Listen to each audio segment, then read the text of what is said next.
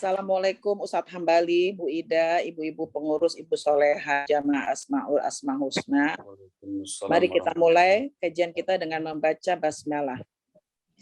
Bismillahirrahmanirrahim. Untuk kajian selanjutnya akan dimulai oleh Ustadz Hambali. Mari silakan Ustadz untuk memulai kajian. Terima kasih Bu Dokter. Assalamualaikum warahmatullahi wabarakatuh. Waalaikumsalam warahmatullahi wabarakatuh.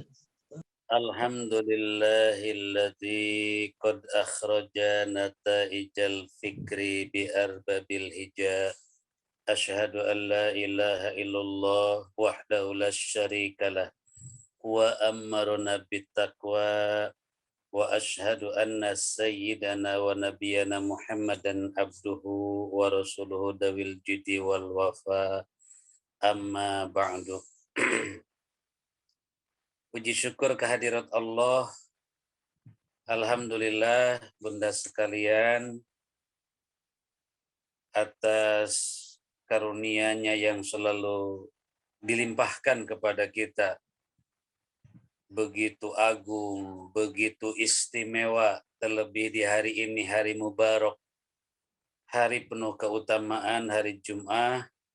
Maka mudah-mudahan kebersamaan kita di dalam taklim online ini, Allah mencatat kita dari kegiatan atau taklim yang kita ikuti bersama sebagai amal soleh, mendapatkan pahala yang berlipat-lipat.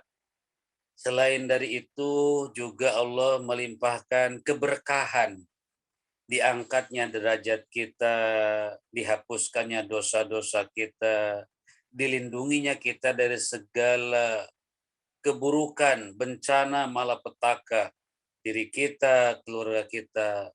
Dan semoga di balik taklim ini ada panjatan doa.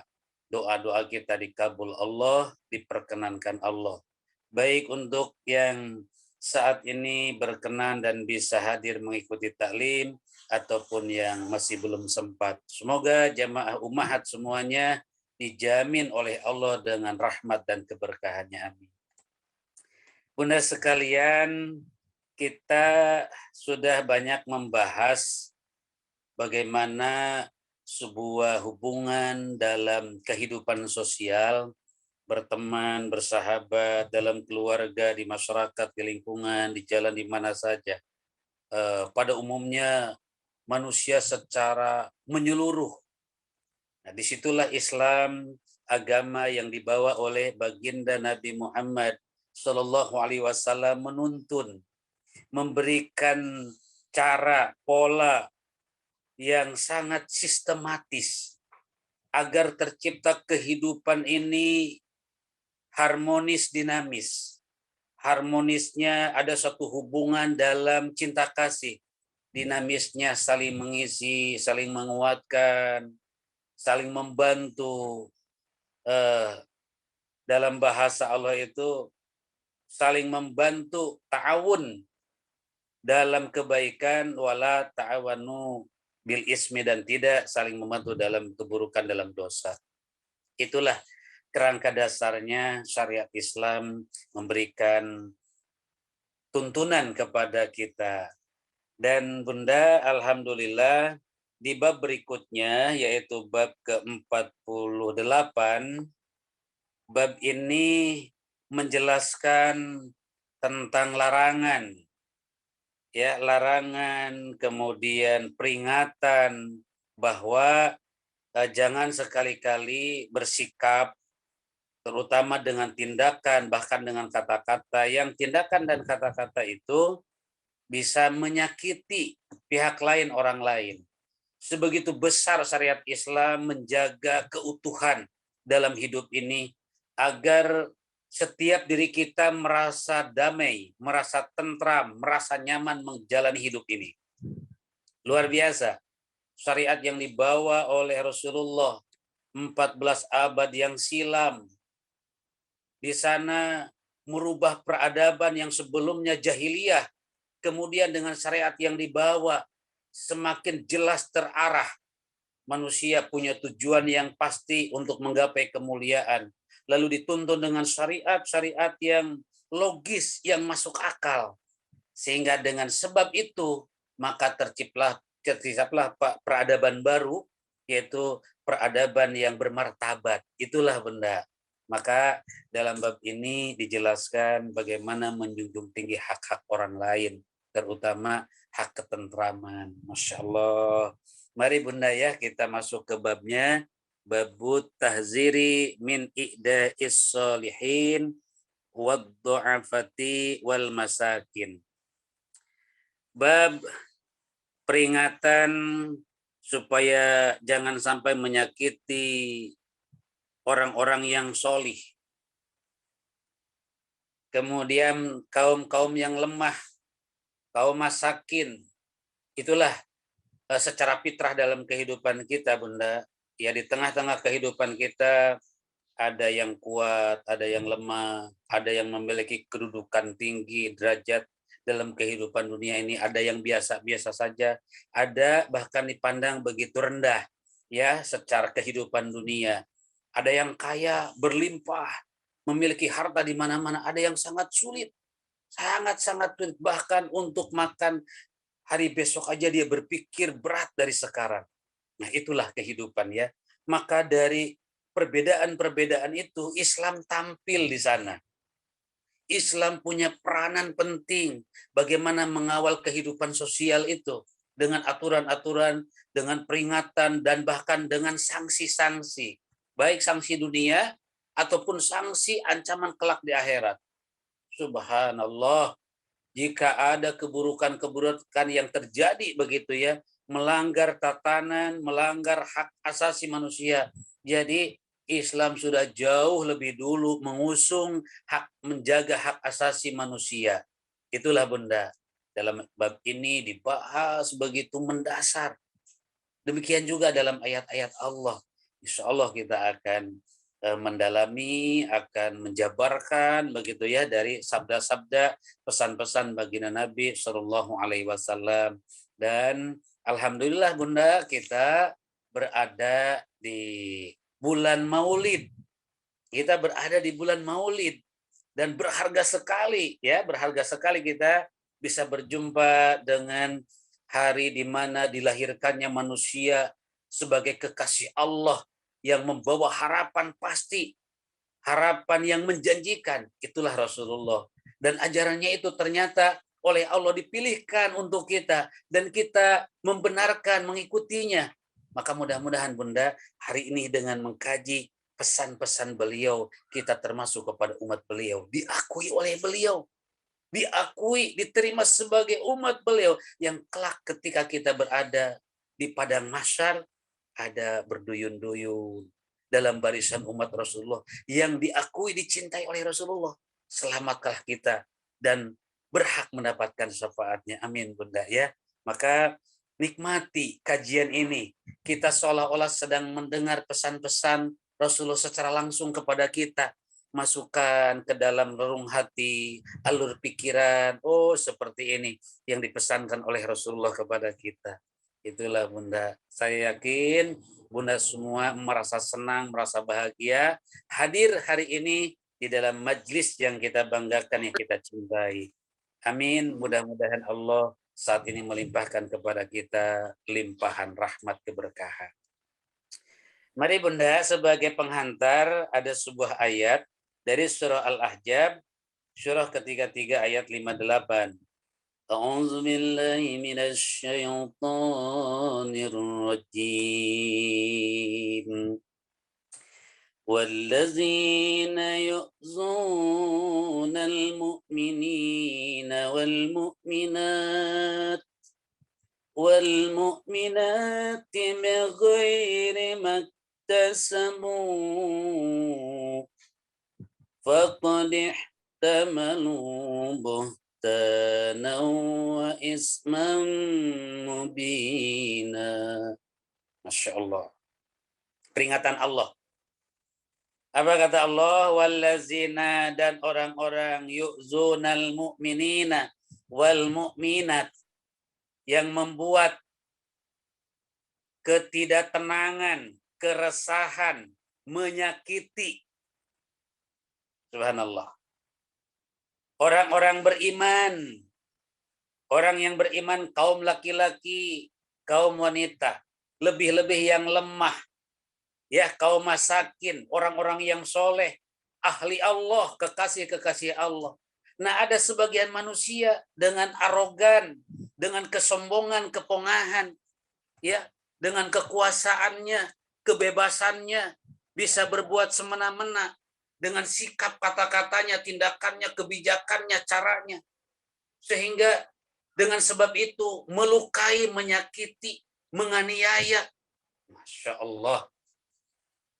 Orang-orang yang beriman, orang-orang yang senantiasa sujud kepada Allah, menyebut asma-asma Allah, membacakan ayat-ayat keagungan Allah, lalu disakiti mereka, direndahkan mereka, dihina mereka. Mereka tidak berdaya, tidak bisa berbuat apa-apa.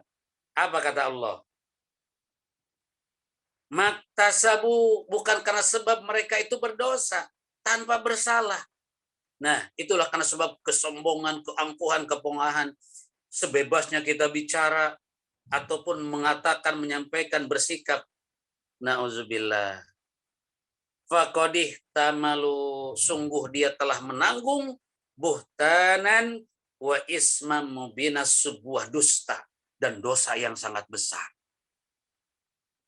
Islam mengedepankan kepentingan, kemaslahatan, kebaikan, jaminan, pemeliharaan kepada kaum muslimin. Bayangkan Bunda, syariat Islam menjaga hak kita, memelihara keberadaan diri kita, dijamin oleh syariat agama, oleh aturan Islam. Sekiranya manusia paham terhadap hakikat tujuan Allah menurunkan syariat Islam adalah untuk menjaga, memelihara keutuhan hidup secara hak pribadi atau secara hak kolektif, maka Islam akan dijadikan sebagai landasan dalam kehidupan, sebagai aturan, sebagai undang-undang. Kenapa demikian? Karena Islam begitu mendasar peringatannya, barang siapa yang melakukan dengan tindakan, kata-kata, sikap, menyakiti, melukai, jangankan bersifat fisik, kata-kata saja. Sehingga dengan kata-kata itu tergores perasaannya, sakit hatinya, dia tidak bersalah, dia tidak melakukan dosa.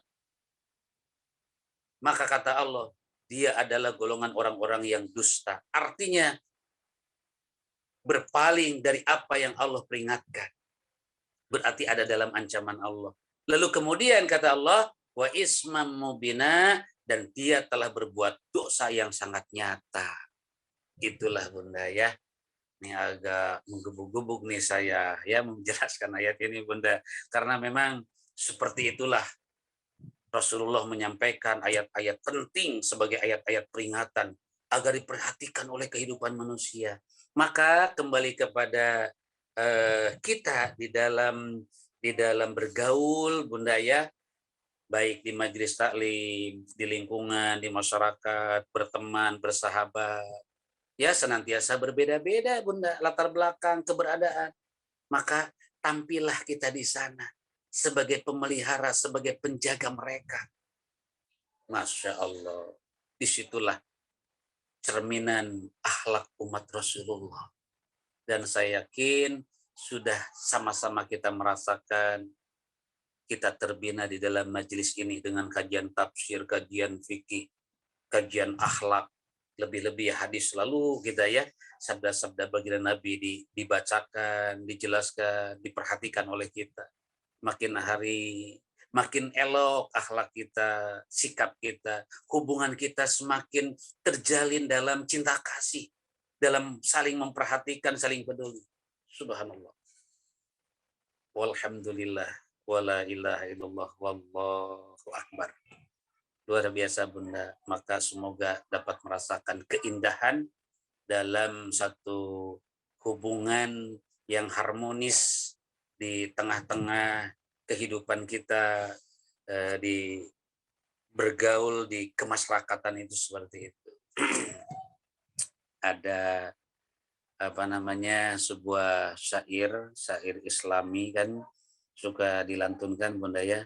Bersyukur kepada Allah. Itu satu cerminan dari syair itu menggambarkan satu sikap merasa nyaman damai. Alhamdulillah wa syukurillah, bersyukur padamu ya Allah, kau jadikan.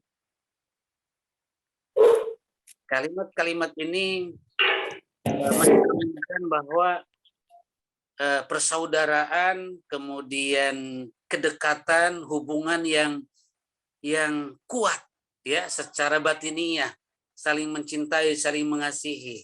Itu. Maka diperingatkan oleh Allah dalam ayat ini agar menjaga hak orang lain, terutama kaum muslimin, orang-orang yang beriman, ya, haknya, keberadaannya, sehingga mereka berada di tengah-tengah kita, mereka merasa nyaman. Gitu, Bunda. Ayat berikutnya. فَأَمَّا الْيَتِيمَ فَلَا تَقْهَرْ وَأَمَّا السَّائِلَ فَلَا تَنْهَرْ. Karena itu terhadap anak-anak yatim janganlah kamu berlaku sewenang-wenang, dan terhadap orang-orang yang meminta-minta janganlah kamu menghardiknya. Dalam kehidupan sosial Bunda ya, itu menjadi sunatullah.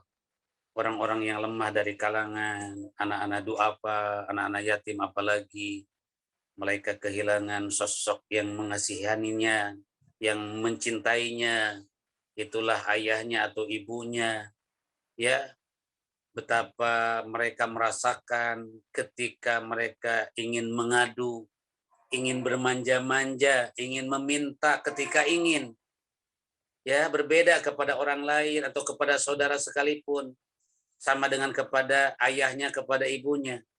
Nah, ketika keberadaan mereka sebagai anak-anak yatim yang lemah, ya, ikut bersama dengan kita atau berada di tengah-tengah kita, di kehidupan kita, janganlah bersikap terhadap mereka sewenang-wenang. Justru sebaliknya yang dianjurkan oleh Rasulullah ya Bunda, harus mencintai, kemudian perhatian peduli kepada mereka, dan perhatian kepedulian kita terhadap mereka diakui oleh Rasulullah sebagai umat yang terpilih. Ada kecintaan khusus dari Rasulullah kepada orang-orang yang menjaga mereka, peduli kepada mereka, mengasihi mereka, baik kaum duafa, anak-anak yatim, ya, dengan perhatian kita.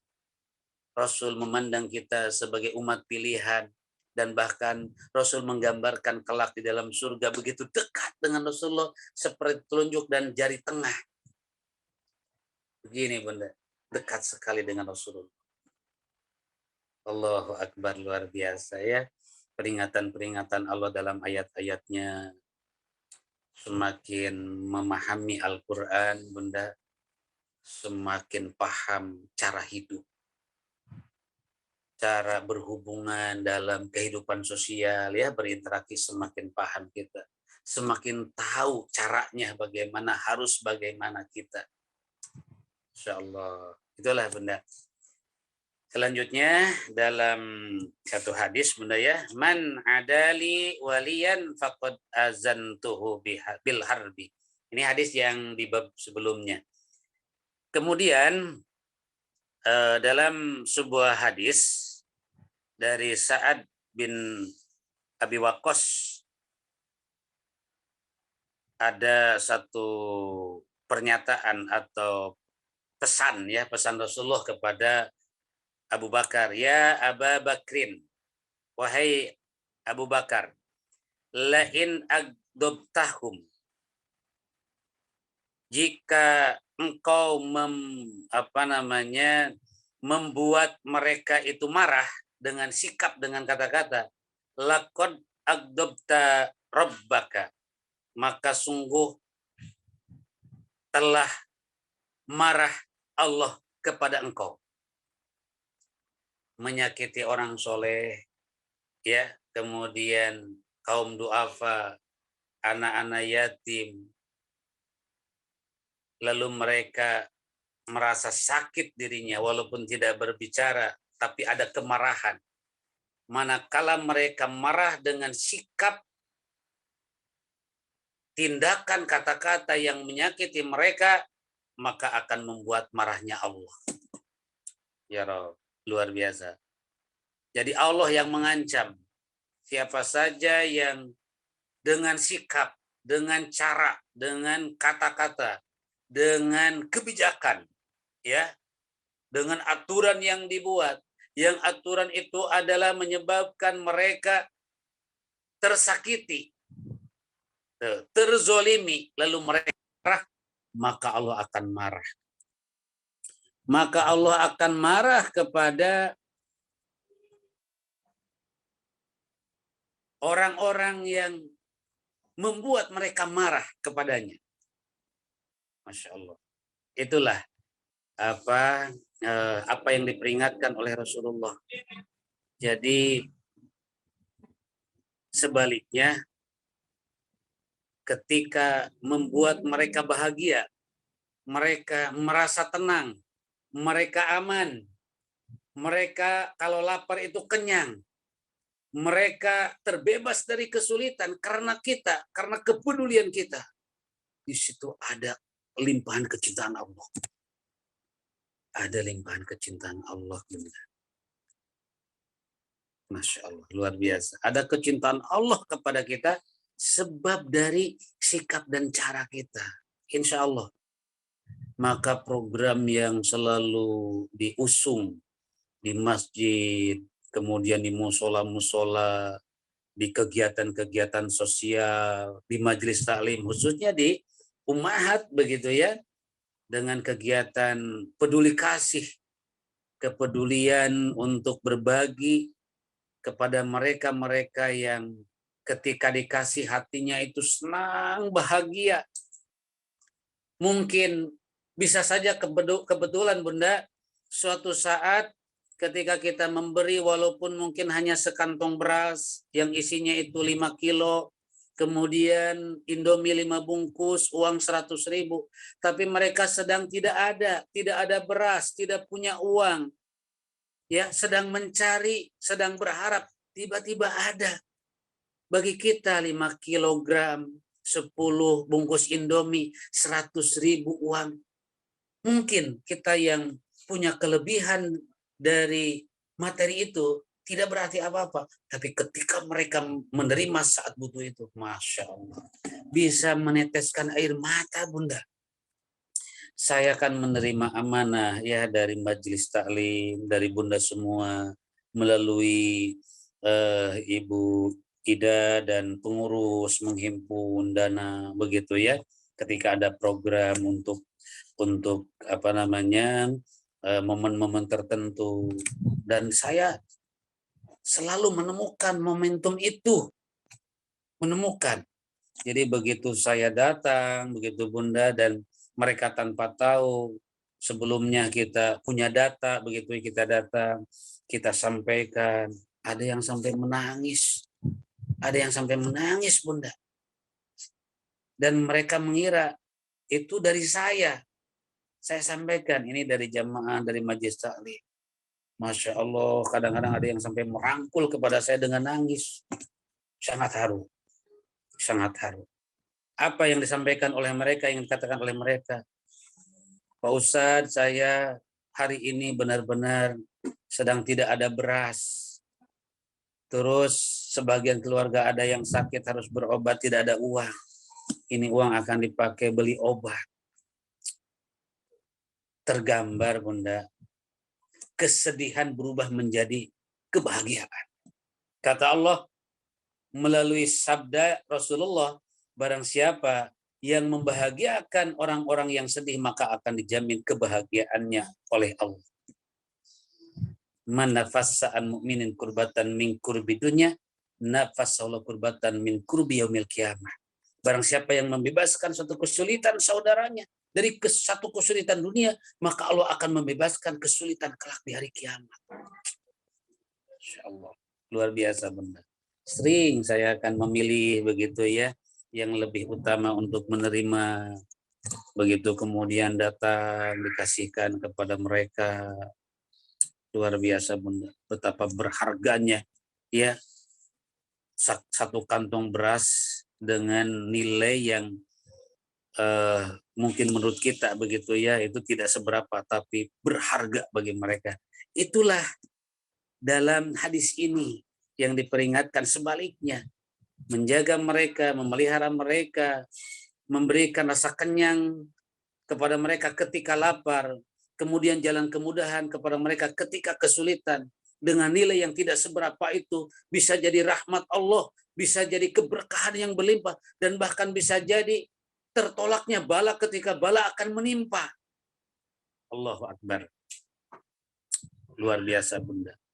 Maka mudah-mudahan ya berkah Jumat kemudian dimakan oleh orang-orang yang setelah selesai sujud, untuk anak-anak yatim, untuk kaum duafa, untuk para santri, untuk orang-orang yang di jalan yang meminta-minta dan sebagainya. Semoga Bunda membuahkan padilah ya, padilah dan berkah bagi kita semua. Yakini bahwa ada satu kenikmatan dalam berbuat baik ketika berbagi. Diilhami hati kita, hati yang tenang, hati yang damai, hati yang bahagia.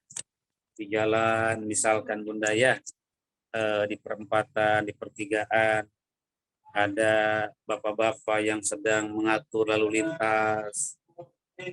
Mungkin ada yang menunggu ya di rumahnya, berharap kalau dia pulang mendapatkan sesuatu untuk anaknya, mungkin untuk jajan atau untuk membeli beras untuk kebutuhan hidupnya, menyambung hidup sehari-harinya. Tidak mungkin dia itu adalah orang yang berlebih, rela untuk berpanas-panas begitu ya, di terik matahari. Kadang begitu ada yang ngasih, yang ada kerelaan, kelebihan rezeki, ada yang tidak. Terus dia bertahan, saya yakin dia berharap itu di jalan itu. Berharap di jalan. Maka ketika dikasih, walaupun Rp1.000, Rp500, betapa berharga bagi mereka. Apalagi di masa pandemi kemarin, dan mungkin sampai saat ini begitu ya, secara ekonomi belum pulih Bunda. Ya Rob, luar biasa Bunda. Jadi itulah kesempatan yang dibentangkan oleh Allah dalam kehidupan sosial ini, agar apa yang diberikan oleh Allah merupakan karunia supaya jadi surga. Beras jadi surga, uang jadi surga, Indomie jadi surga. Pokoknya apa yang dikaruniakan oleh Allah, sebisa mungkin dari bagiannya ada yang kita jadikan sebagai bangunan dan taman, kemudian sungai yang mengalir di dalam surga itu. Ya Rabb, luar biasa. Ini yang diperingatkan oleh Rasulullah SAW. Asik banget Bunda ya, mengkaji hadis ya, kemudian termotivasi, terinspirasi gitu.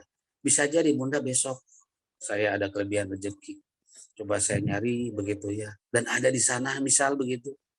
Oh iya, kita datang begitu ya. Masya Allah, luar biasa Bunda. Anak-anak yatim itu apa begitu ya. Ada orang yang begini Bunda ya. Nah itulah kita harus tahu itu begitu ya. Ada orang yang susah. Orang yang susah, kemudian mereka butuh, tapi mereka terdiam. Mereka tidak berbicara. Mereka tidak mengeluh, tapi batin mereka menangis. Mungkin ada harapan juga begitu. Tapi kepada siapa? Menjaga harga dirinya. Ada. Kemudian ada juga saya agak ini Bunda ya, agak berat ini menyampaikan. Ini ayat sebenarnya begitu ya. Ada juga orang yang dikhususkan oleh Allah. Dia berperan, hidupnya itu tercurah untuk agama Allah. Mungkin kaum mujahidin begitu ya. Mereka itu lemah, mereka sedang kesulitan, kesusahan, tapi tidak memperlihatkan kesusahannya. Biasa ceria begitu ya. Fokus juga mengurus agama Allah. Walaupun mungkin di rumahnya tidak ada beras, ada beban yang harus ditanggung, tapi tidak berubah semangat jihadnya untuk syiar-syiar Allah. Itu ada keutamaan bersedekah kepada mereka. Mungkin sebagai guru ngaji, kemudian yang ngurus rumah Allah, sebagai marbot, imam masjid, ya membersihin masjid, ya menyiapkan peribadatan-peribadatan di masjid. Nah, sesekali kita mungkin cari tahu begitu ya, cari tahu tuh. Ada juga zaman sekarang itu ngeprank apa tuh ngeprank itu Bunda ya. Itu tahu gitu ya. Benar. Bahkan sempat saya karena pengalaman saya Bunda ya, ini sambil sharing aja begitu ya. Ada amal-amal yang istimewa. Ada amal yang istimewa yang akan membuahkan pertolongan Allah, dan saya yakin itu. Ada yang kerja di masjid sebagai marbot Bunda ya, ngepel begitu ya, ngepel. Setiap hari ngepel Bunda, dibersihkan, ditata lagi untuk orang supaya nyaman sujud ya di masjid itu. Mereka dibayar bulanannya, ada yang memang standar UMR, ada masjid-masjid tertentu mungkin keuangan masjid itu terbatas, sangat jauh begitu ya, sangat jauh. Bahkan saya punya sahabat, beliau sebagai marbot di situ begitu ya.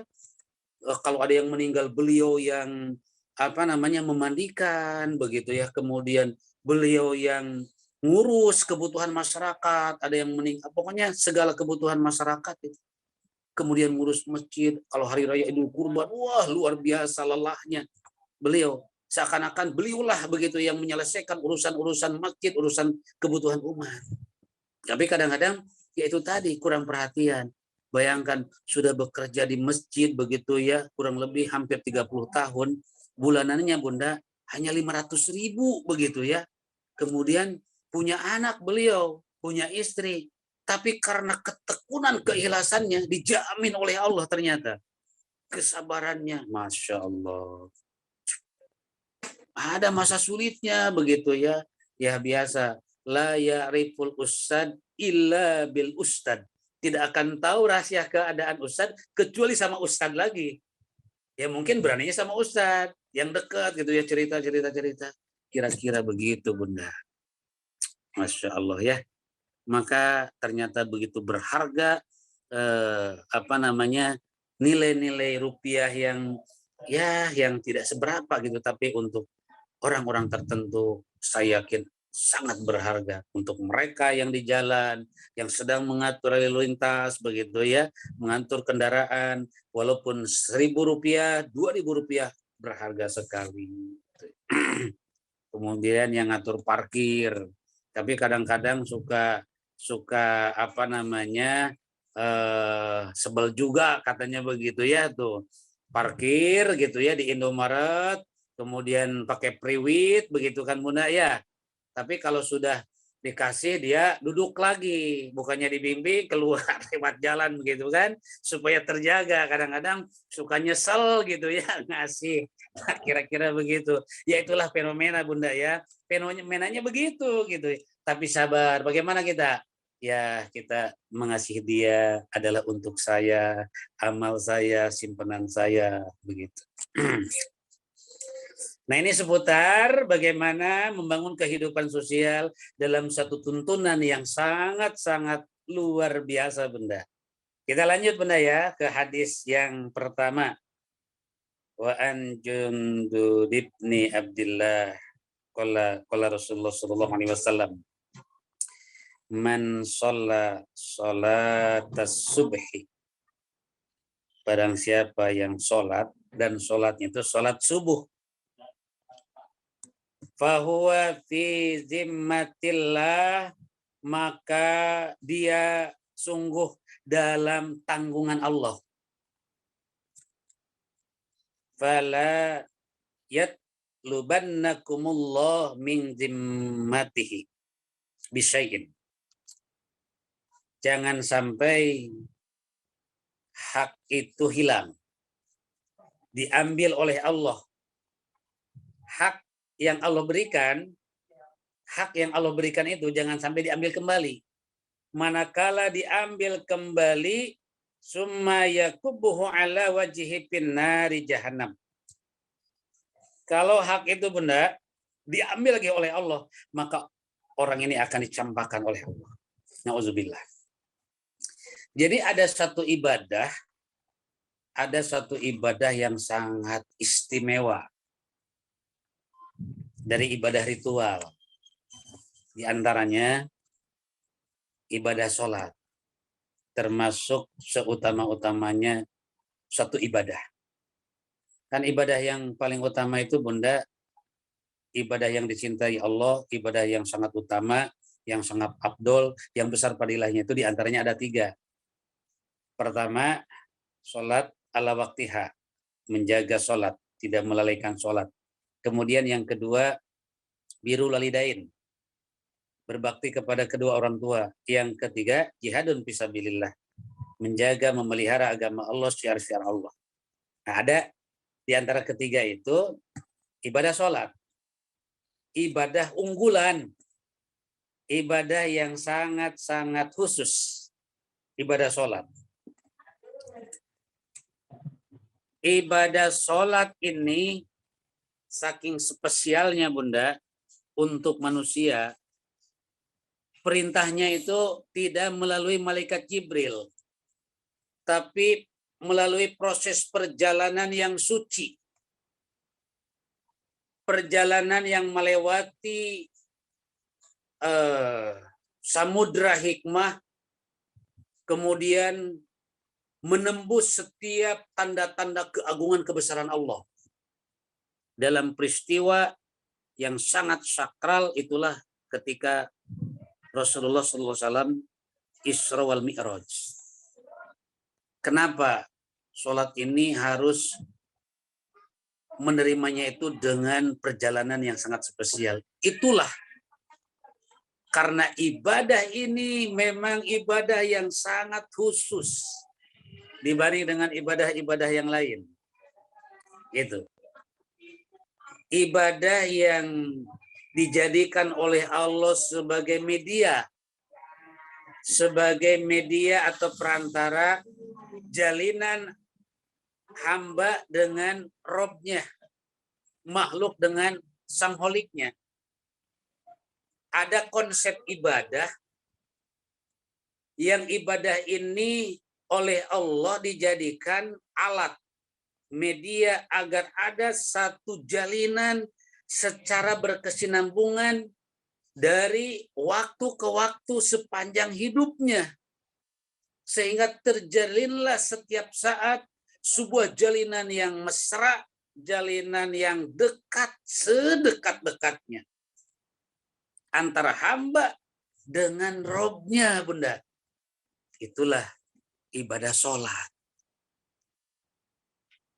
Sehari semalam diikat hubungan kita ini dengan satu cara kepada Allah, kita menghadap, menghambakan diri sekaligus menghibahkan diri.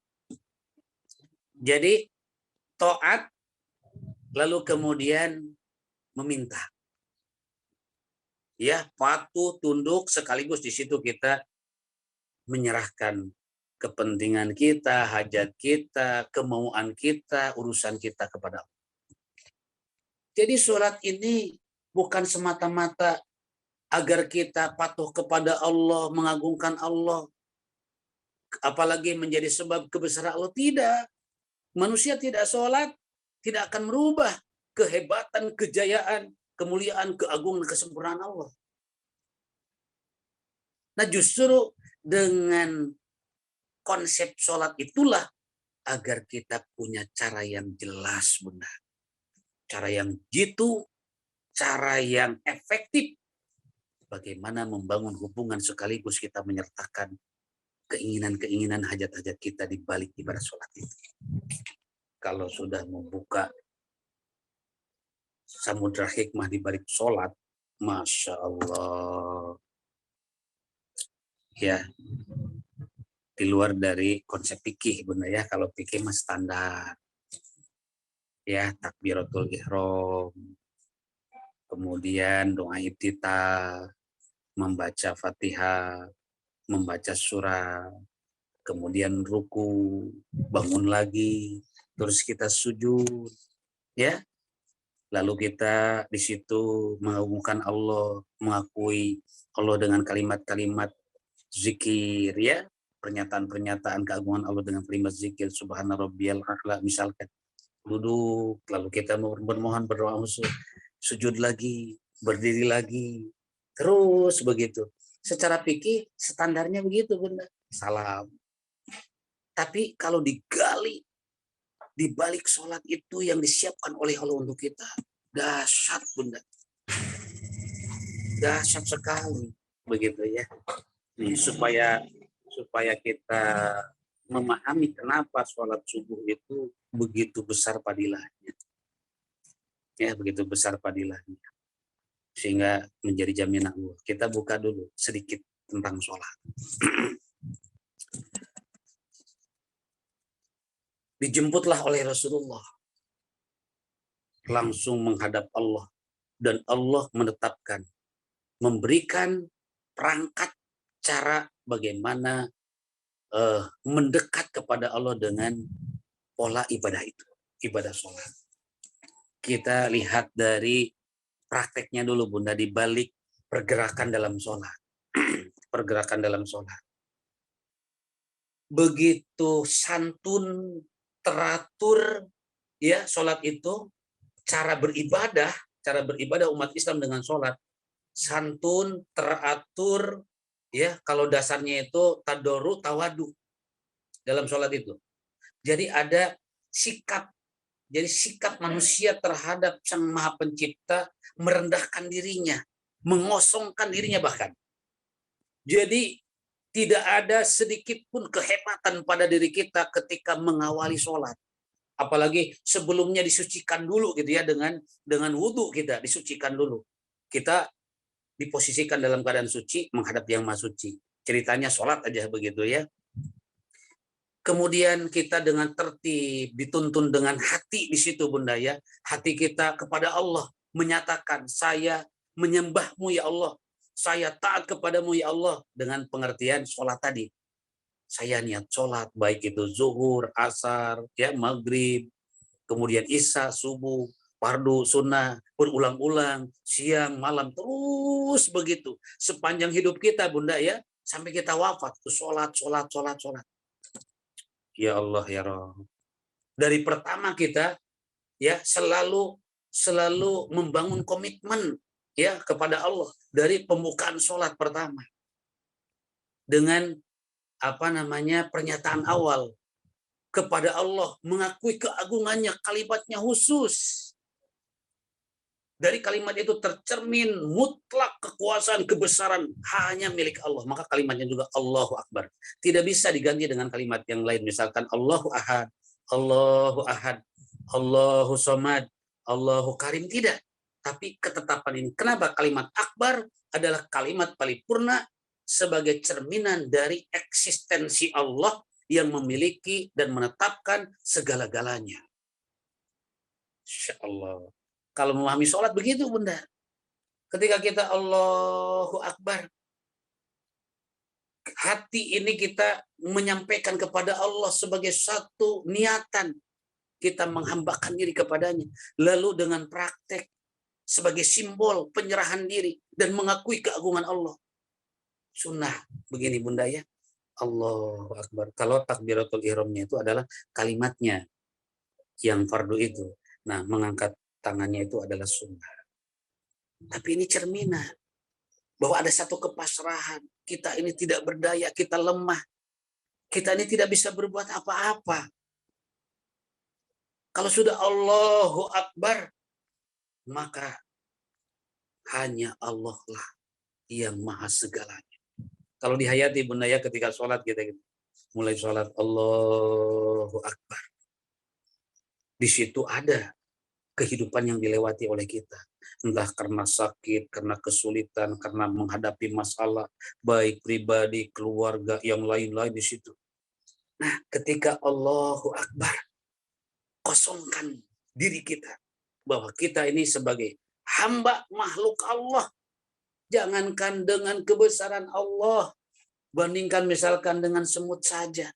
Digigit dengan semut saja, Bunda.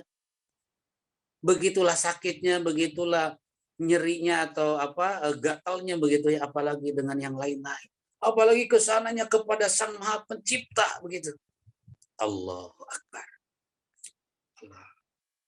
Kemudian diposisikan tangan kita sebagai sikap penghambaan yang santun. Ya, keterpujian itu, Bunda. Lalu kita membangun komitmen dengan Allah. Allahu Akbar kabira walhamdulillahi katsira wa subhanallahi bukrata wa asila. Dipuji dulu Allah. Diakui dulu kebesarannya. Lalu kita komitmennya apa? Inni wajjahtu wajhiya lilladzi fataras samawati wal ardo hanifan muslima wa ma ana minal musyrikin. Itu komitmen kita itu. Ya, komitmen kita begitu rinci di situ, Bunda ya. Wahai Allah, saya menghadapkan diri saya. Inilah adanya saya. Kalau hamba saya sebagai hamba yang dosa, paling dosa. Kalau saya hamba lemah, paling lemah. Kalau saya hamba yang kurang, paling kurang. Kalau saya hamba yang butuh, paling butuh. Dan hanya kepadamu ya Allah. Lebih-lebih kami ya Rabb atas komitmen ini. Kami adalah golongan hamba-hamba yang bersih. Ya, hanifah muslimah wa ma ana minal musyrikin. Bukan dari golongan orang-orang yang selalu menyekutukanmu, berpaling darimu. Tapi kami hamba yang menghadap kepadamu. La syarika lahu wa bidzalika umirtu wa ana minal muslimin. Kami ini adalah sebagai hamba yang pasrah kepadamu. Muslim. Aku ini muslim ya Allah. Itu benar. Masya Allah. Kalau menggali sholat itu ya. Ya Rabb. Mudah-mudahan ya ini nggak jenuh nih penjelasan ya. Insya Allah. Ya Allah karim. Dari iftitah itu baru dari iftitah itu benar. Masuk ke Fatihah, masuk ke Fatihah. Ya Allah. Coba lihat Bunda. Inilah anugerah yang terbesar yang Allah berikan kepada umat Rasulullah. Allah berfirman di dalam surah Al-Hijr ayat ke-87. Walaqad atainaka sab'am minal masani wal Qur'anil azim. Ada anugerah yang sangat besar yang Allah berikan kepada kekasihnya. Manusia yang paling mulia di antara manusia yang dimuliakan oleh yang maha mulia adalah Rasulullah yang dipilih oleh Allah. Menerima suatu anugerah yang paling besar di antara anugerah-anugerah yang lain. Yang anugerah ini tidak diberikan kepada umat. Bahkan para Rasul sebelumnya hanya diberikan kepada Rasulullah. Apa kata Allah? Walaqad atainaka, sungguh kami telah memberimu, wahai Muhammad, sab'an minal masani, 7 ayat yang berulang-ulang. Wal Qur'anil azim, dan Quran yang agung. Jadi alhamdulillah Bunda, alhamdulillah banget. Kita ini sebagai umat Rasulullah, walaupun jauh dari masa beliau, tapi ada mahabbah, ada kecintaan, makanya kita ngaji sabda-sabda Rasul. Andaikan mungkin kita ditakdirkan oleh Allah adanya hidup kita ketika Rasulullah masih ada secara langsung, kita begitu hebat, begitu dahsyat keimanan kita karena langsung mendengar dari beliau, melihat gerak-gerik beliau. Tidak pun juga demikian, kita hari ini bisa meyakini kebenaran yang dibawa oleh Rasulullah dan bahkan menikmati apa yang dibawanya oleh beliau dan sampai kepada kita. Apa kata Allah? Kami memberimu wahai Muhammad 7 ayat berulang-ulang, yakni suratul Fatihah. Sebagai bukti kebenaran daripada apa yang Allah nyatakan, lalu benang merahnya disambungkan kepada sholat 17 kali dari 17 rakaat, 5 kali sholat, dalam perputaran waktu siang dan malam kita mengulang-ulang ayat itu, Bunda. Bismillahirrahmanirrahim. Alhamdulillahirabbil alamin. Ar-Rahmanir-Rahim. Maliki yaumiddin. Iyyaka na'budu wa iyyaka nasta'in. Ihdinas siratal mustaqim. Shiratal ladzina an'amta 'alaihim ghairil maghdubi 'alaihim waladdallin. Ini cara membongkar di balik rahasia sholat. Jadi memang ini sudah waktunya kita ya memahami lebih dalam. Supaya ketika gerakan demi gerakan dari sholat itu adalah sesuatu yang sangat istimewa yang kita lakukan. Dapat dirasakan. Ya Allah. Fatihah benar.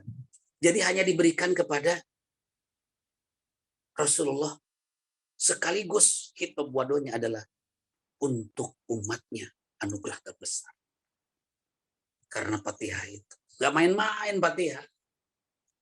Maka ada orang selalu membaca surat Al-Fatihah menjadi doa. Saat bepergian dia membaca surat Al-Fatihah supaya anaknya tambah soleh, dibacakan surat Al-Fatihah.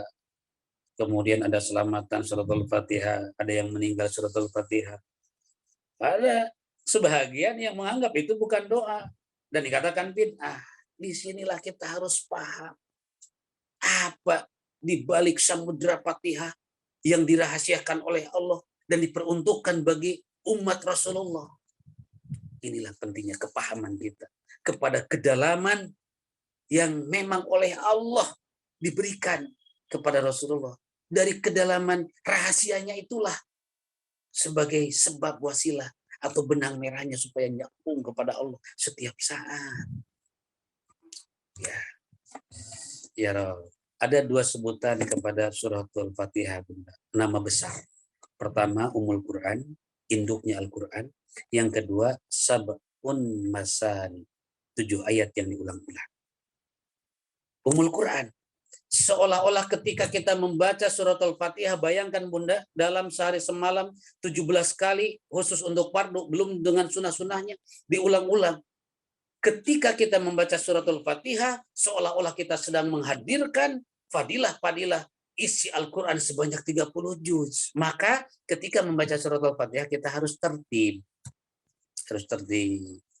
Harus alon-alon. Begitu ya. Harus penuh penghayatan. Nah, teliti membacanya itu. Bismillahirrahmanirrahim. Alhamdulillahi rabbil alamin. Ar-Rahmanir-Rahim. Maliki yaumiddin. Iyyaka na'budu wa iyyaka nasta'in. Ihdinas siratal mustaqim. Siratal ladzina an'amta 'alaihim ghairil maghdubi 'alaihim waladdallin. Pakai perasaan, pakai alur pikiran, begitu ya, sesuai dengan kalimat-kalimat itu. Ada makna di balik kalimat setiap ayat, ya, dari 7 ayat itu. Ummul Quran, Bunda. Jadi supaya mudah. Itulah kasih sayang Allah. Maka anugerah terbesar kepada Rasulullah, hakikatnya untuk umatnya. Coba misalkan, kalau misalkan sholat itu rukun bacaan yang wajib bukan Fatihah. Misal Bunda ya, misal begitu bukan Fatihah, tapi Al-Baqarah misal ya, surah Al-Baqarah. Wajib membaca ketika sholat itu, membaca surah Al-Baqarah. Masya Allah. Ringan untuk umat baginda Rasul, ringan. Polanya, caranya. Ya, bahkan saking ringannya, orang yang karena kondisi uzur, tidak bisa berdiri, duduk, tidak bisa duduk berbaring. Ya Rabb. Anugerah terbesar, sempurna dari sebuah syariat, bagaimana membangun hubungan kepada Allah agar mendapatkan cinta Allah dengan satu praktek ibadah yang sangat mudah. Fatihah, Masya Allah, disebut Ummul Quran. Maka kalimatnya ketika melibatkan Fatihah, hakikatnya melibatkan Al-Quran, di situ kita mengawali dengan kalimat bibarokatihi Ummil Quran Al-Fatihah. Bibarokatihi, dengan keberkahan induknya Al-Quran adalah hakikatnya Al-Quran. Ummil Quran, yaitu isi Al-Quran. Ummil Quran, barokah Al-Quran, mujizah Al-Quran. Al-Fatihah. Dibaca, kemudian diakhiri setelah ayat yang terakhir ujungnya waladhdallin, di makna doa. Ayat pertama Bunda, kenapa kita harus dengan Fatihah? Itulah keistimewaan bismillah. Bismillahirrahmanirrahim. Ada kalimat bismi. Ba itu adalah bimakna bil barakah. Ada nilai keberkahan ketika membaca bismillahirrahmanirrahim. Rasulullah bersabda, kullu amrin dibalin la yubda'u bismillahirrahmanirrahim bahwa aqtamu. Apabila suatu urusan ya tidak dibacakan, tidak diawali, tidak disertakan di situ kalimat bismillahirrahmanirrahim, maka pekerjaan-pekerjaan atau urusan itu Bunda jadi kurang berfadilah. Bisa-bisa tidak bernilai ibadah. Nah, supaya ada nilai ibadah, ada nilai berkah di sana, ada nilai rahmat, maka sertakan kalimat bismillahirrahmanirrahim. Kenapa ada keberkahan di sana? Ketika kita mengerjakan sesuatu yang baik lalu disertakan di sana kalimat bismillah, kita sedang melibatkan Allah di situ. Kita menyertakan Allah di sana. Kita bawa Allah kepada pekerjaan itu. Sehingga manakala Allah dilibatkan dalam urusan atau pekerjaan, perbuatan aktivitas kita, Allah hadir di sana untuk kita. Allah memandang kita, memperhatikan kita. Ya Rabb, luar biasa Bunda. Kalau sudah dalam pandangan Allah, lalu pandangan itu berupa rahmatnya. Bukan hanya saja ganjaran. Kalau kita makan kemudian dengan bismillahirrahmanirrahim, ya, tidur bismillahirrahmanirrahim, kemudian berangkat bismillahirrahmanirrahim, cuci piring bismillahirrahmanirrahim, aktivitas bismillahirrahmanirrahim, selalu terus bismillah, menjadi hiasan yang indah di lisan kita, kalimat itu yang menyertai aktivitas kita. Di situ pandangan Allah, rahmat. Saking pentingnya bismillah Bunda ketika makan, karena makan itu adalah suatu kesyukuran kepada Allah ya. Lalu harus melibatkan Allah, karena Allah memberikan kepada kita makan, kemudian sehat. Orang yang sehat makan enak. Ternyata saking enaknya dan saking laparnya, langsung makan, lupa bismillah. Di tengah-tengah kita baru ingat. Sampai-sampai kata Nabi Shallallahu Alaihi Wasallam, kata beliau, maka ucapkan untuk merangkum dari dari lupa tadi, ketertinggalan tadi, bismillahirrahmanirrahim. Ya Allah karim. Alternatif selalu ada dalam menyempurnakan amal. Belum kesananya itu Bunda ya, alhamdulillahirabbil alamin, dalam banget alhamdulillahirabbil alamin itu. Ya, ketika kita mengucapkan alhamdulillahirabbil alamin, menyatakan rasa syukur atas karunia Allah. Ketika kita Bunda misal begini ya, selesai ngaji kita sehat bisa ikut ngaji, alhamdulillahirabbil alamin, itu Allah memandang kita seolah-olah Allah mendekat kita. Dan Allah akan tambahkan lagi kepada kita hidayah, kesehatan, kebaikan yang lainnya.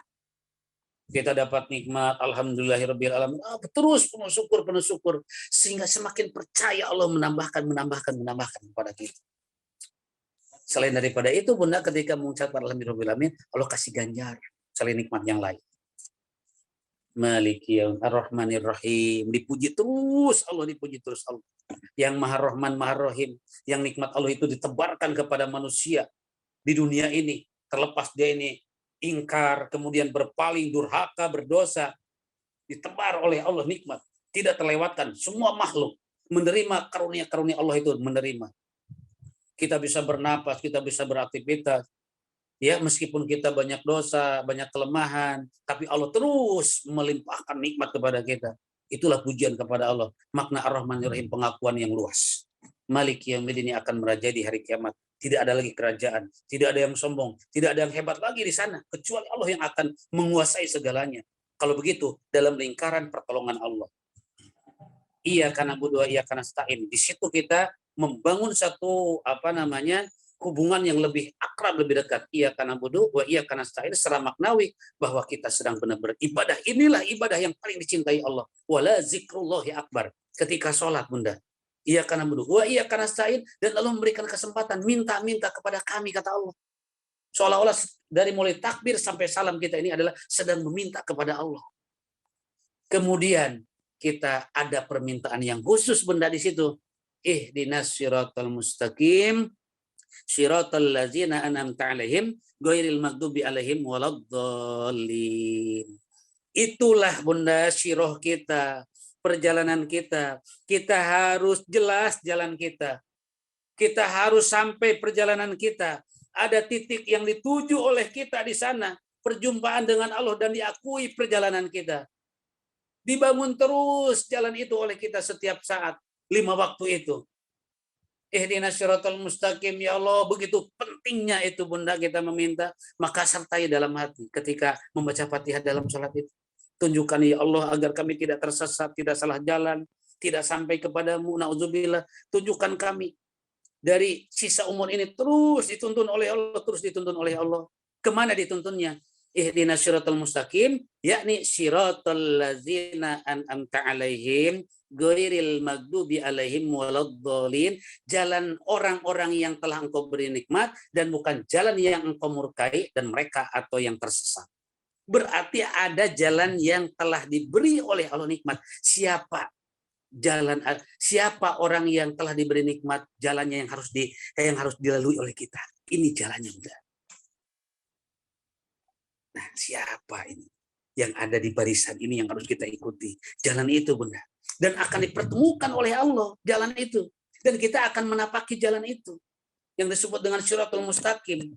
Siratul Mustaqim itu bukan jalan yang terbentang dari saya ke Asmaul Husna, bukan. Tapi ini adalah prinsip hidup. Pegangan hidup. Ya Allah, ya Rabb. Tujuan hidup kita, Bunda, ada di situ, di jalan itu.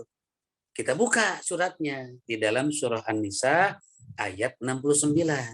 Apa kata Allah? Wa may yuti'illaha wa rasul faqad an'amallahu alaihim minad nabiyyina was-siddiqina was-suhada'i was-solihin wa hasuna ulaika rafiqa zalikal fadlu minallahi wa kafa billahi alim. Dalam ayat itu, Bunda, barang siapa yang taat kepada Allah, mengikuti jalan Rasul, maka Allah berjanji akan menyertakan, akan dipertemukan ma'alladzina an'amta 'alaihim minan nabiyyin, jalannya para nabi, wasidikin, orang-orang yang benar menurut Allah, wassolihin, orang-orang yang soleh, wassuhada, dan para suhada, wahasuna ulaika rafiqo, mereka itu akan dijadikan oleh Allah teman yang sebenar-benarnya. Zalikal fadlu minallahi wa kafa billahi alima, dan itu merupakan karunia terbesar dari Allah manakala dituntun dalam jalan itu, lalu dipertemukan kelak dengan para nabi, para sidikin, para solihin, para suhada.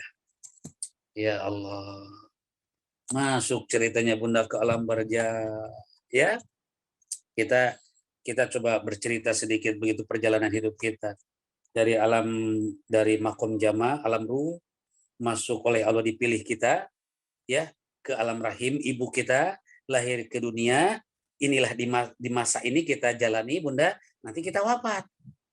Gitu, nanti kita wafat. Nah, wafat kita masuk ke alam barja, Bunda, menunggu hari kiamat. Nah, dari situlah babak baru lagi kita. Setelah wafat itu cuma sebentar, hanya pintu saja, pintu masuk. Kita wafat, dipisahkan jasad dengan ruh. Nanti dibangunkan lagi kita. Namanya di alam barjah, alam yang kokoh, alam yang terbatas begitu.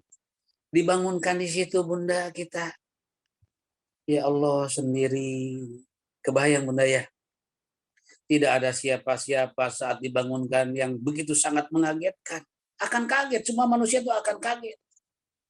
Saat dibangunkan di alam barjah, kenapa kaget? Karena tempatnya seperti itu, keadaannya begitu. Lalu sadar pulih kesadaran. Ingat begitu ya kesadaran itu. Oh, ternyata saya ini wafat. Berarti saya ini meninggalkan dunia, meninggalkan anak, meninggalkan suami, meninggalkan istri, meninggalkan orang tua, meninggalkan orang-orang di sekitarnya. Jadi saya sekarang ada di alam ini, alam yang baru. Baru sadar, Bunda, kita. Oh, berarti saya di alam barja. Saya sedang melalui alam ini. Dan saya akan nanti menunggu hari kiamat. Akan begitu kita itu. Ya Rabb. Luar biasa, Bunda. Kalau sepi, sangat sunyi. Kalau sendiri, benar-benar kepada siapa kita saat itu. Tapi kalau sudah di jalan yang dilalui itu lurus, Dan jalan yang dilalui kita itu adalah jalan yang sampai kepada para nabi, para siddiqin, para syuhada, para sholihin. Di situ ada kebahagiaan Bunda di alam barzah yang tidak pernah kita merasakan kebahagiaan. Ketika oleh Allah ditempatkan, disebut dengan Raudhatun min riyadil jannah. Gambaran taman-taman surga di sana, Bunda. Bagaimana tidak ketika diperjumpakan dengan orang-orang yang dimuliakan oleh Allah. Wajahnya yang bersinar, bercahaya, berseri-seri. Yang menyejukkan, yang memberikan ketenangan, kedamaian. Dipertemukan oleh Allah di situ. Dengan para nabi, para syuhada, para anbiya, para sholihin, ya Allah. Ya Rabb, di situ. Bahkan orang yang mendapatkan nikmat alam barzah bisa lupa kepada orang yang ada di dunia. Sudah, selamat berpisah dunia. Tidak ada lagi yang penuh dengan rekayasa, kemudian sandiwara dan sebagainya di situ, daya tipu.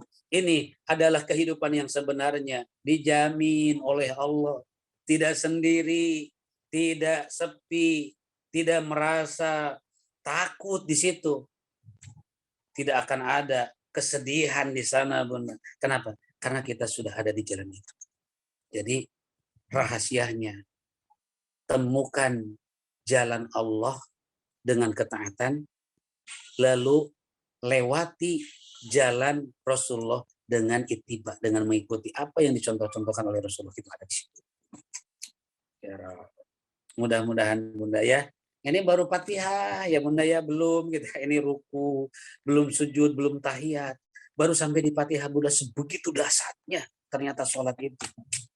Ya Allah, luar biasa. Nah, saya kalau ikut kajian ini Bunda ya, waktu di pondok pesantren, ikut kajian ini, kajian pendalaman dalam sholat.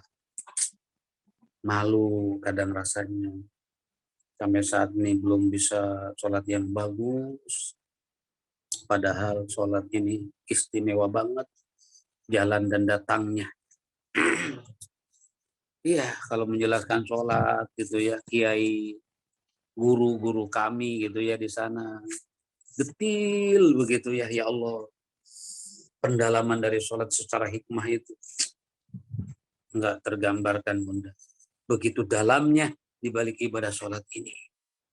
Gitu, di balik sholat ini. Begitu istimewanya. Luar biasa Bunda. Nah kalau sudah terus kita ruku, Bunda, mulai kita semakin merendahkan diri ruku di situ. Ya, ya kalau sudah begitu Bunda ya, sudah membaca surat, membaca surat sunnah begitu ya. Kita ruku sudah mulai itu menunjukkan sikap yang sebenarnya, tunduk kepada Allah ruku. Setelah ruku kita sujud Bunda, langsung kita merunduk di hadapan Allah. Kembali ke aslinya kita. Aslinya kita itu siapa? Aslinya kita itu tanah tembikar yang hitam, tanah yang lumpur, istilahnya begitu ya. Rendah kita manusia ini. Itu rendah manusia. Kalau gajah mati masih ada hal yang bisa diambil dari bagian tubuhnya, gadingnya, atau yang lain-lainnya begitu ya. Ini manusia, betapa tidak berharganya itu manusia. Nah, dikembalikan lagi kepada sikap merunduk kepada Allah. Kembali ke tanah. Tersungkur kita. Aslinya kita, dari situlah kita. Sujud kepada Allah. Ketika sujud Bunda, di situ Allah memandang kita. Itulah penghambaan hambaku. Masya Allah. Seolah-olah kalau bahasa Jermannya itu digabruk oleh Allah gitu Bunda ya. Didekap. Dipeluk oleh Allah saat kita sedang sujud. Coba ketika sujud, apa yang kita nyatakan?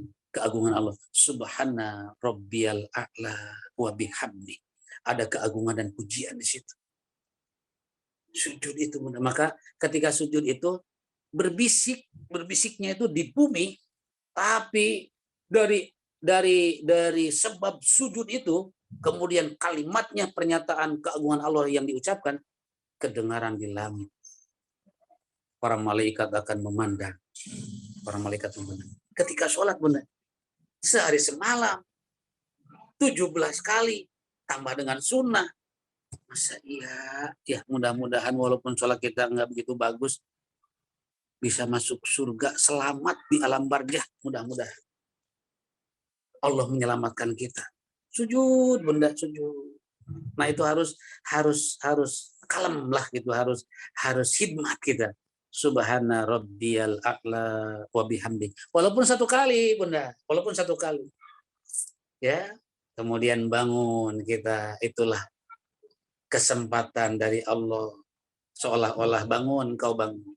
Apa yang engkau kehendaki, apa yang engkau maui, apa yang engkau inginkan. Coba sampaikan seolah-olah kepada kami, seolah-olah begitu. Allah sudah cinta karena pengakuan kita dengan sebab sujud, berarti benar-benar butuh kepada Allah. Rabbighfirli warhamni wajburni warfani warzuqni wahdini wa'afini wa'fu'anni. Itulah kebutuhan-kebutuhan utama kita. Ya Allah, kami ingin begini, ingin begini, ingin begini, ingin begini. Yang baik-baik. Sujud lagi. Luar biasa bunda ya. Dari hikmah di balik satu ibadah yang sangat istimewa ini, maka pantaslah sholat subuh itu adalah satu ibadah yang menjadi sebab ada dalam jaminan Allah.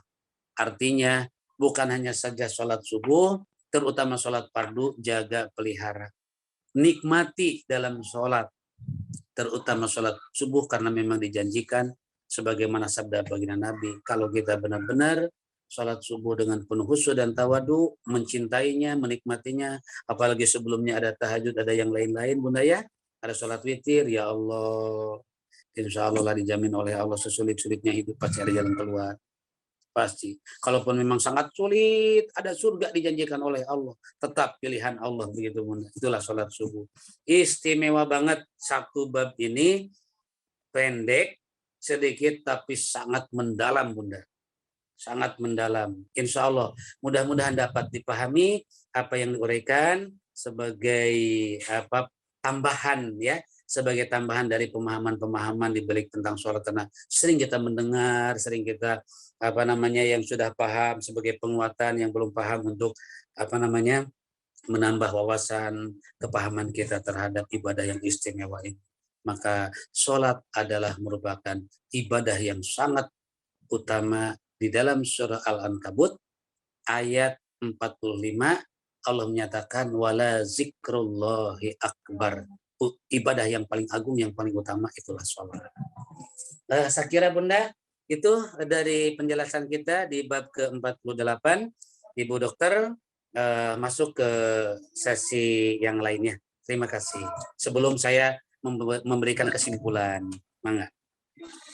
Alhamdulillah, terima kasih Ustadz atas kajian disampaikan hari ini. Bagi ibu-ibu yang mau bertanya, silakan langsung bertanya pada Ustadz.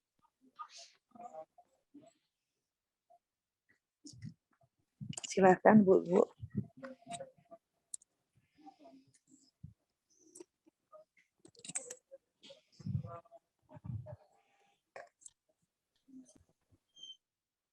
Assalamualaikum, Ustadz, saya boleh bertanya ya?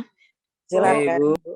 Ya, yang Ustadz jelaskan itu tadi, Masya Allah, luar biasa. Kalau bisa menjalaninya seperti itu, Masya Allah. Tapi Ustadz, dalam prakteknya, waktu kita mencoba, itu kayaknya godaannya banyak banget ya. Mau fokus tuh kayaknya udah kemana-mana terus gitu loh pikirannya. Itu ada kiat nggak sih Ustadz? Atau kenapa gitu selalu begitu ya? Kadang-kadang tuh niatnya dari awal waktu mulanya sih iya kan, ingin fokus, pengen khusyuk, tapi selalu ada tuh kemana-mana tuh. Itu gimana tuh Ustadz tuh untuk ininya? Ibu, punten, siapa yang bertanya Ibu? Ya, nama saya Heni Ustadz. Iya, maaf, saya suka matiin wajahnya karena suaranya suka putus-putus, patah-patah. Maaf ya Ustadz ya. Iya Ibu, ini agak kecil juga apa sama yang lain gitu ya. Ini agak kecil di saya ya. Itulah ibadah yang sangat istimewa, itu memang tantangannya sangat besar bunda ya, sangat-sangat besar. Jadi ada parameter juga tingkatan kualitas ibadah kita ya, sangat wajar bunda ya, ketika mungkin saya juga begitu, sama merasakan demikian dalam sholat, masih belum sampai di puncaknya begitu ya, sedang belajar dan berusaha bagaimana agar kita melaksanakan ibadah ini semakin bagus ya, semakin meningkat, semakin berkualitas. Pertama bunda, kita sebelum sholat itu bermohon kepada Allah agar kita dijaga dalam ibadah kita.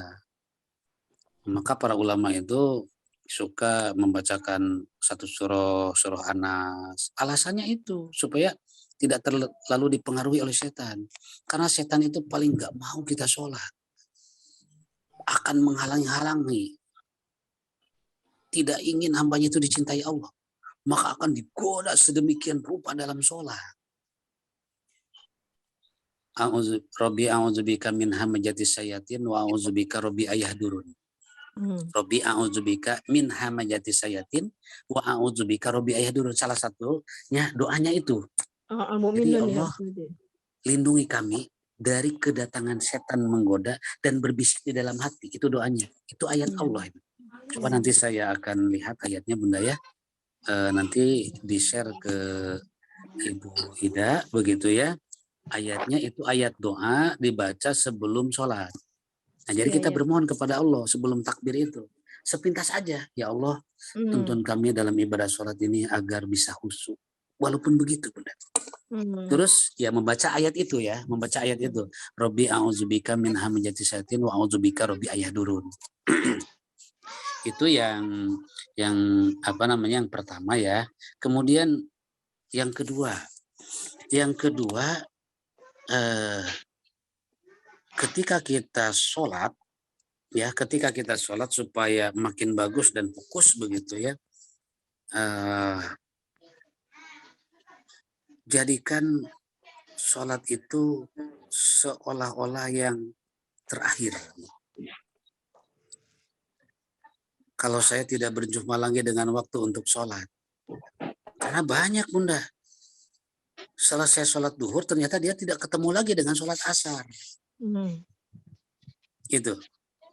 Nah maka menurut Pak Ali Supi supaya sholat itu fokus begitu ya, coba jadikan dalam pikiran kita seandainya sholat ini yang terakhir. Kalau sholat zuhur kita tidak ketemu lagi dengan asar. Kalau ketemu lagi dengan asar, begitu lagi. Ketemu lagi dengan maghrib, begitu lagi. Gitu. Sehingga akan benar-benar sholat yang terbagus adalah sholat yang ini. Gitu. Yang ketiga, jadikan sholat itu sebagai tempat perlindungan kita kepada Allah. Kita butuh gitu ya. Butuh kita ini Bunda. Butuh rahmat, butuh barokah. Ya, ada masalah, ada segala macam di situ kan Bunda ya dalam hidup ini, namanya juga dinamika hidup. Nah, jadikan sholat ini satu cara yang paling utama, paling efektif. Saya ini sedang butuh ya Allah. Nah, sehingga terpelihara setiap pergerakan sholat. Itu diantaranya kiat-kiat begitu ya, agar sholat kita benar-benar fokus begitu ya, pikiran tidak kemana-mana. Andaikan pikiran kemana-mana Bunda, itu masih tetap ada ganjaran. Ada pahala, Allah memberi limpahan rahmat kepada kita. Ya, walaupun begitu, walaupun kadang kita blank gitu ya, rakaat pertama rakaat kedua blank. Wajar, karena setan itu sangat berperan ya.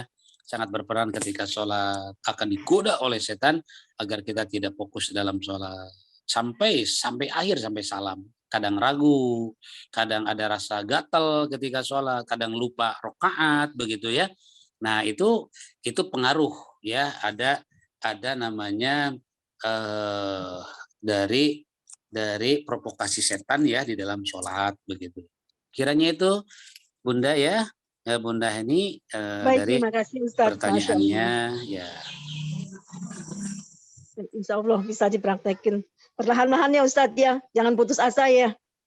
Terus Bunda ya, terus pokoknya intinya kita mengutamakan waktunya, tidak melalaikan, tidak mengabaikan, itu yang terpenting begitu ya. Walaupun kualitas sholat kita masih seperti yang kita rasakan, itu yang terpenting ya. Lengkapi segala sesuatunya yang mendukung untuk sholat menjadi baik, sejadahnya yang bersih gitu ya, dicuci. Kadang-kadang sejadah udah setahun nggak dicuci-cuci begitu ya. Nah kemudian mukenanya nggak dicuci-cuci, jadi nggak nyaman. Terus kalau bisa apalagi wanita gitu ya, wanita mah kan lebih utama sholatnya di rumah dan di tempat yang dikhususkan gitu. Coba kita khususkan tempat ibadah agar kita nyaman. Kita bikin rumah mahal-mahal begitu ya, dengan biaya tidak sedikit. Tapi tempat ibadah khusus kita kurang bagus. Nah itu dipikirkan begitu ya. Karena kan ibu-ibu mah utamanya di rumah gitu. Beda dengan bapak-bapak. Bapak-bapak nggak boleh di rumah. Kalau bapak-bapak di rumah berarti keibuan bapak-bapaknya. Itu gitu ya. Nah, jadi coba disiapkan begitu ya yang bersih, bahkan sunnah memakai minyak wangi begitu ya. Laksana kita mau kondangan begitu ya. Ya mukena kita mampu membeli begitu ya. Jadi mukena ada yang harga 1 juta tapi dipakainya keramat setahun sekali begitu ya. Nah itu jangan begitu, utamakan begitu ya. Untuk setiap saat menghadap Allah sambil bermohon. Mungkin siapa tahu kita ini bukan karena sebab sholat ruku sujudnya masuk surga itu mendapatkan rahmat Allah. Tapi sebab mengutamakan atau menghususkan yang mendukung terhadap sholat. Karena begitu inginnya kita, bagus sholat kita. Begitu Bunda ya. Iya, baik. Terima kasih Ustaz. Sami-sami Bunda. Silahkan ibu-ibu yang lain mau bertanya dengan Ustaz.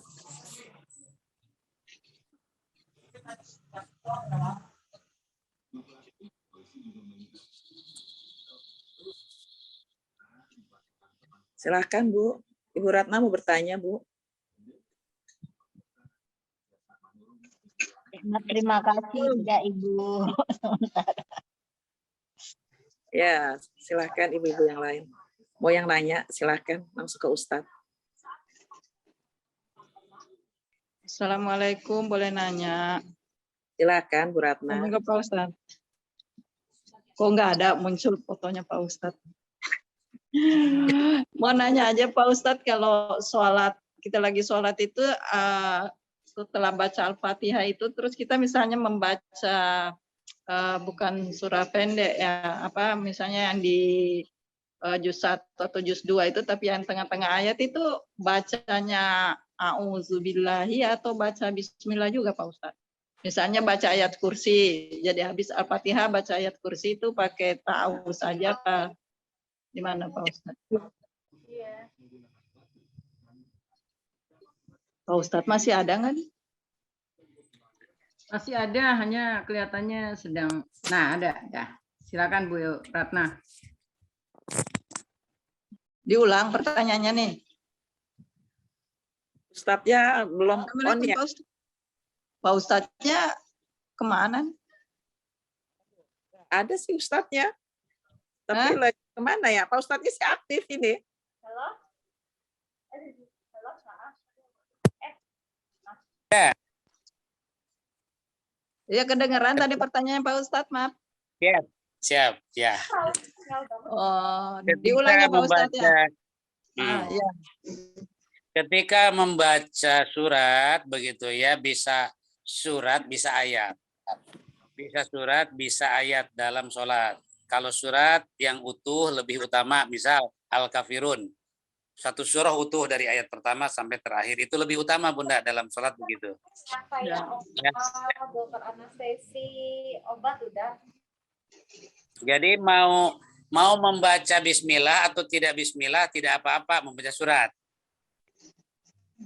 Ketika membaca surat itu Bunda ya, misalkan begini, Bismillahirrahmanirrahim, Qul ya ayyuhal kafirun, dan seterusnya. Atau misalkan langsung, Qul ya ayyuhal kafirun. Boleh kedua-duanya Bunda.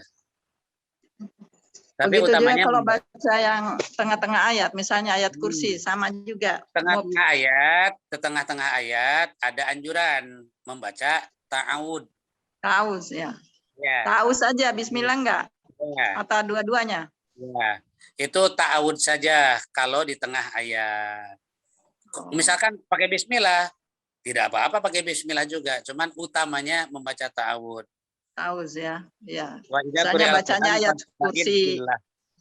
Iya. Ya, makasih banyak Pak Ustadz penjelasannya. Jadi bacaan ta'awud itu syir ya. Ya. Silakan Bunda. Bismillahirrahmanirrahim.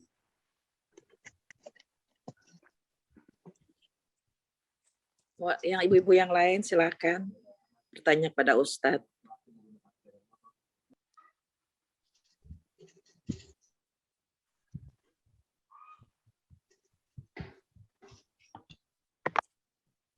Ustadz, kalau kita khusus membaca Quran surat At-Taubah, otomatis di dalam sholat berarti kita ta'awudz ya Ustadz ya? Bu.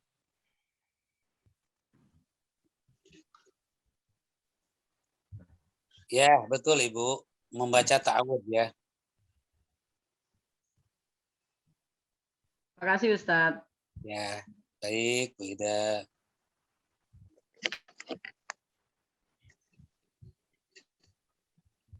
Alhamdulillah pagi ini ada dari teman-teman Eyang Bin yang sedang ada di Primaya ikut hadir. Ini hadir tadi Mas M. Abdullah Kamil. Ternyata suster-susternya pengen dengerin ceramahnya Ustadz. Jadi akhirnya distelin nih gitu. Terima kasih untuk Alhamdulillah. Eyang Bin di Primaya. Oh gitu. Makasih Iya. Pak Bapak Abdullah Kamil. Ternyata pengen ikut dengerin gitu Ustadz. Jadi Eyang Bin kan sedang ada di rumah sakit. Jadi suster-suster pada ingin tetap mendengarkan gitu daripada dengerin yang lain katanya. Luar biasa ya Bu. Alhamdulillah ya. Ya buat Eyang Bin dan yang mengikuti taklim semoga diberkahi Allah. Amin, amin, amin, amin. Masih ada ibu-ibu yang mau bertanya pada Ustadz Hambali?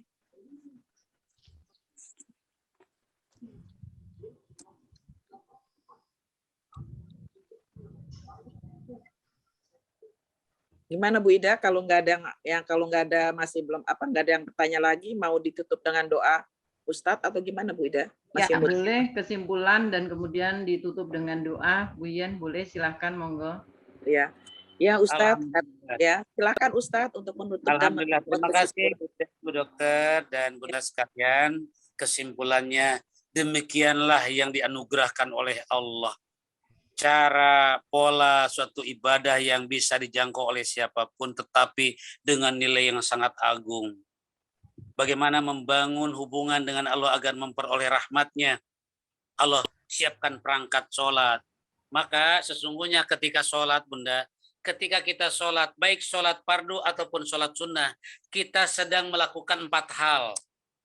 Saat kita sholat itu kita secara tidak disadari bahwa kita sedang melakukan 4 hal. Pertama, kita sedang mengabdi kepada Allah dengan kontinu, dengan terus-menerus. Seolah-olah tanpa putus waktu 24 jam sampai wafat. Yang kedua, kita sedang bersyukur kepada Allah. Mendapat nikmat begitu banyak, maka kita wujudkan syukur itu lewat satu ibadah yang paling dicintai Allah adalah sholat. Jadi ketika kita sedang sholat, sedang bersyukur dan syukur yang paling utama. Yang ketiga, ketika kita sedang sholat, sepanjang sholat kita sedang zikir kepada Allah. Sedang menyebut-nyebut keagungan kebesaran Allah. Membaca Fatihah, membaca surat, membaca doa-doa yang lain. Begitu ya. Terus ya kita membaca zikir itu ya. Yang keempat, kita sedang mengajukan keinginan, mengajukan permohonan, doa, kebutuhan. Kita sedang itu ketika kita sholat. Sampai salam begitu ya. Minta, itulah sholat. Jadi pertama kita mengabdi ketika sholat, kedua kita bersyukur ketika sholat, ketiga kita berzikir ketika sholat, dan keempat kita sedang berdoa, sedang menyatakan kebutuhan kita. Maka pantaslah kita dalam sholat harus benar-benar senang, benar-benar butuh kita, sehingga sholat kita semakin terpelihara dengan baik. Semoga Allah memberkahi kita Bunda, menuntun dengan taufik hidayah mendapatkan ilmu yang luas, yang pada akhirnya kian bagus kita dalam ibadah kepada Allah sebagai ibadah ritual, kemudian dengan sesama juga terjalin indah, penuh kasih, bagian daripada ibadah sosial Akhirnya hablum minallah bagus, hablum minanas bagus, kedua hubungan dijalin dengan baik, di langit, di bumi, pada akhirnya kita memperoleh kemuliaan kelak. Pasti seperti itu, Bunda. Mari kita kuatkan lagi dengan doa. Yang hadir, yang belum bisa hadir, yang di rumah, yang di jalan, terutama yang di rumah sakit. Berkah dari doa ini, beliau diberikan kekuatan, kenyamanan, ketenangan, lebih-lebih kesembuhan kembali insya Allah. Amin ya Allah ya mujibah sa'ilin. Bismillahirrahmanirrahim. Alhamdulillahirabbil alamin. Allahumma sholli wa sallim wa barik ala sayyidina Muhammadin wa ala alihi washabihi ajmain ya Rabb ya Rabb ya Rabb.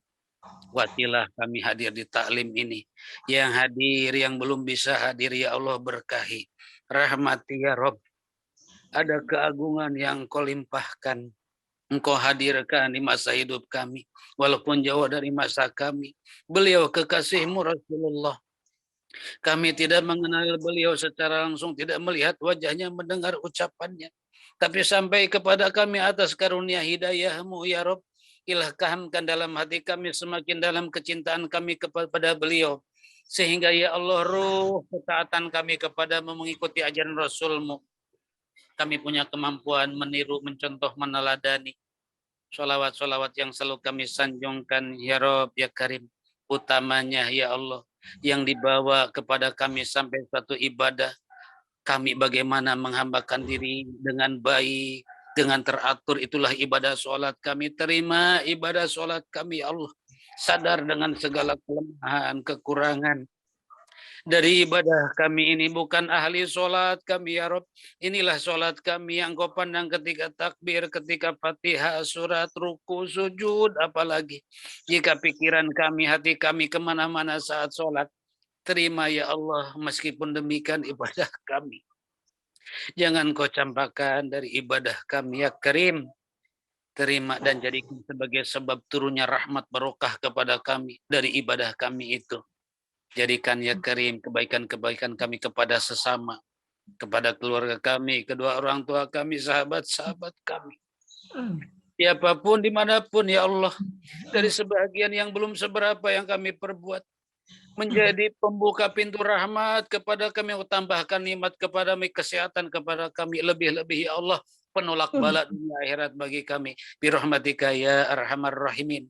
Barokah Fatihah kami bacakan, jadikan sebagai kesolehan bagi anak-anak kami, keluarga kami. Rabbana atina fid dunya hasanah wa fil akhirati hasanah wa qina azabannar. Walhamdulillahi rabbil alamin. Alhamdulillah, demikian Bunda, mohon maaf, barokallah.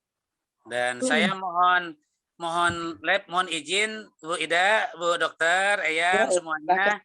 Kebetulan saya ada jadwal agak jauh di Citra Raya, jadi langsung saya pamit. Iya, iya. Hati-hati di jalan, Ustaz. Banyak Pak Ustaz. Makasih Pak Ustaz. Assalamualaikum Ibu-Ibu. Bu Ida, terima kasih. Ibu ini terima kasih. Ya, sama-sama. Sama-sama. Ya, izin live ya. Iya, iya. Ngaji lagi Senin ya. Makasih Bu Ida, makasih Bu Dokter.